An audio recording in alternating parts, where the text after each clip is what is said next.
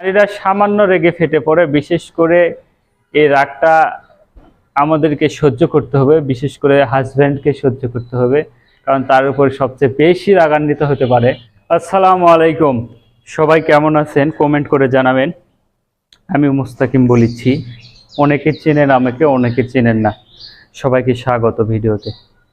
আজকে আমি আলোচনা করব pregnancy and care during pregnancy, অর্থাৎ গর্ভাবস্থা ও তার পরিচর্যা। গর্ভকালীন আচরণগত পরিবর্তনের বিষয়টা প্রথমে আলোচনা করব। তাছাড়া একটি গর্ভবতী মায়ের কি কি পদক্ষেপ বা কি ট্রিটমেন্ট বা তার চলাফেরা, তার খাদ্যভাব, অনেক কিছুই সংক্ষিপ্তভাবে বোঝানোর চেষ্টা করব। গর্ভকালীন আচরণগত পরিবর্তন যেটা মেয়েদের বা মায়েদের ক্ষেত্রে হয়ে থাকে, গর্ভকালীন আচরণে হরমোনের প্রভাব সুস্পষ্ট। এই গর্ভধারণের ফলে নারী খাদ্য বিমুখ ও অবসাদগ্রস্ত হয়ে পড়ে। এতে বিচলিত হওয়ার কিছু নেই, মানসিকভাবে সান্ত্বনা দিতে হবে। কোষ্ঠকাঠিন্য, ঘুমভাব, বমিভাব দেখা দেয় সবারই কম বেশি। এসব কিছুই ঘটে থাকে হরমোনের বিভিন্ন মাত্রার ক্ষরণ ও শিশুর কল্যাণের জন্যই, অর্থাৎ গর্ভের সন্তানের ভালোর জন্যই এগুলো হয়ে থাকে। এই সময় নারী সামান্য রেগে ফেটে পড়ে, কিংবা একটু আগে যে নারী হাসি খুশি ছিল, কিছুক্ষণ পরে সে নারী কোনো একটা ইমোশনালি কারণে কান্নায় ভেঙে পড়ে। অতিরিক্ত রাগ দেখা দিতে পারে অনেকের ক্ষেত্রে।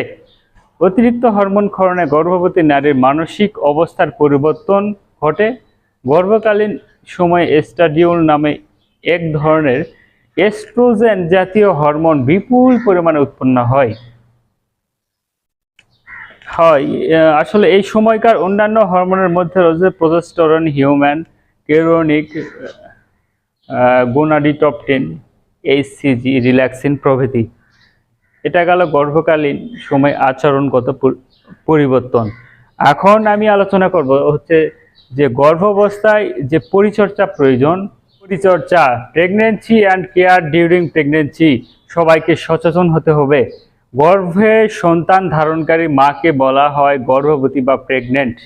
গর্ভাবস্থায় মায়ের পরিচর্যা পালনীয় বিষয়গুলো সংক্ষেপে আমি আলোচনা করব, আগেও বলেছি। প্রথমে যদি আমি এখানে এই টপিকের মধ্যে আলোচনা করব চিকিৎসা সংক্রান্ত পরিচর্যা। গর্ভ অবস্থায় অন্যান্য পালনীয় যেমন খাদ্য, কোষ্ঠকাঠিন্য, দাঁত, বিশ্রাম, কাজকর্ম, গোসল, কাপড়, ভ্রমণ, ধূমপান, মদ্যপান, তাছাড়া রয়েছে যৌন মিলন।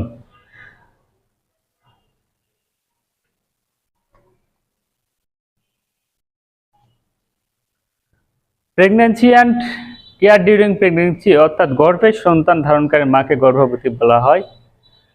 এখন চিকিৎসা সংক্রান্ত পরিচর্যার মধ্যে আমি যদি বলতে চাই, অন্তঃসত্ত্বা অবস্থায় শুরুতে চিকিৎসককে দিয়ে পরীক্ষা করানো ও তার উপদেশ মেনে নেওয়া উচিত। প্রথম পরীক্ষার পর 28 সপ্তাহ পর্যন্ত মাসে একবার, তাছাড়া 29 থেকে 36 সপ্তাহ পর্যন্ত মাসে 2 বার, 37 সপ্তাহ থেকে প্রসব না হওয়া পর্যন্ত সপ্তাহে একবার পরীক্ষা করানো উচিত। একটা প্রপার ট্রিটমেন্ট।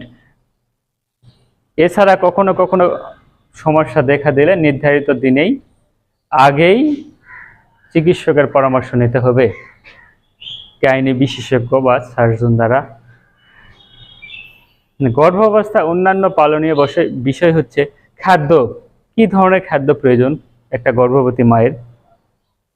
গর্ভবতী মায়ের পুষ্টির উপর নির্ভর করে গর্ভস্থ শিশুর বৃদ্ধি, বিকাশ, ভবিষ্যৎ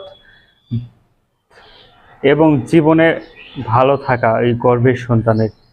তাই সুষম সহজ পাচ্য, অর্থাৎ সুষম সহজ পাচ্য ও সঠিক পরিমাণ আহার প্রয়োজন। গর্ভাবস্থায় সুষম আহার বলতে বোঝায় চিকিৎসকের পরামর্শ অনুযায়ী বেশি পরিমাণ প্রোটিন, সঠিক পরিমাণ শর্করা ও কম পরিমাণে চর্বি জাতীয় খাদ্যের সঙ্গে উপযুক্ত পরিমাণ লৌহ, ক্যালসিয়াম, ভিটামিন ও অন্যান্য পদার্থ যথা zinc, folic acid, potassium, selenium প্রভৃতি। সম্ভব হলে দিনে 1 লিটার দুধ, 1 বা 2 টুকরা মাছ বা মাংস, 1টি ডিম, 1টি বা 2টি ঋতুকালীন ফল। অর্থাৎ ঋতুকালীন ফল বলতে বাংলাদেশের ঋতুতে যে ফলগুলান আসে সেগুলান আমাদের বেশি করে খেতে হবে। 1টি বা 2টি বা বেশিও খাওয়া যায়। টাটকা শাকসবজি, ভাত, ডাল পেট ভরে খাওয়া উচিত। নিরামিষ ভোজীদের, যারা নিরামিষ, বিশেষ করে অন্য ধর্ম, যারা মুসলিম ব্যতীত অন্য ধর্ম যারা অর্থাৎ নিরামিষ থাকে, তাদের ক্ষেত্রে দুধের পরিমাণটা বাড়াতে পারেন। তাছাড়া অঙ্কুরিত ছোলা ও খাদ্য তালিকায় যোগ করা উচিত।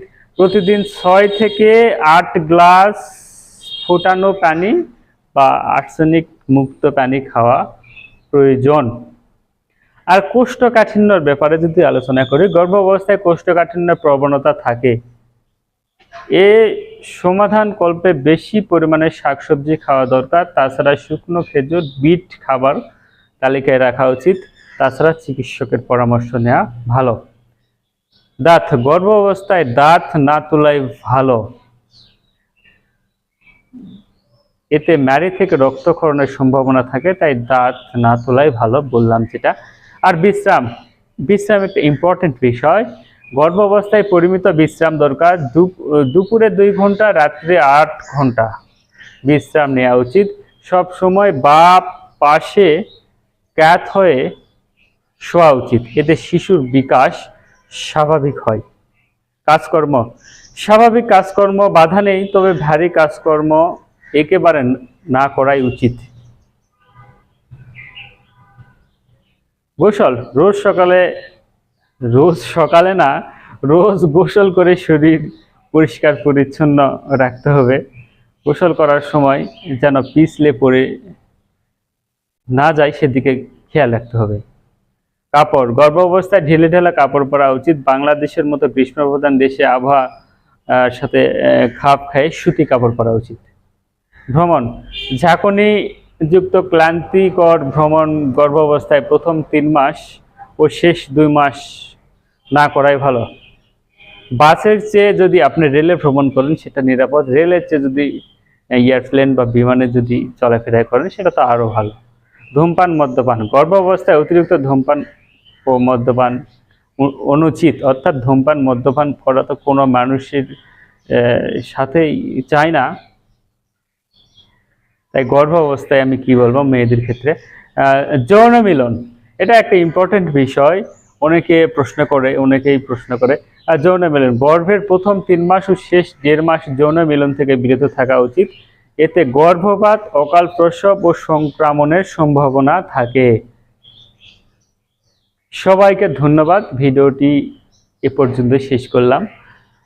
পরবর্তী ভিডিও পেতে লাইক, কমেন্ট, সাবস্ক্রাইব করবেন, বেশি বেশি শেয়ার করবেন, আমার জন্য দোয়া করবেন, আমার ওয়াইফের গর্ভের সন্তানের জন্য দোয়া করবেন।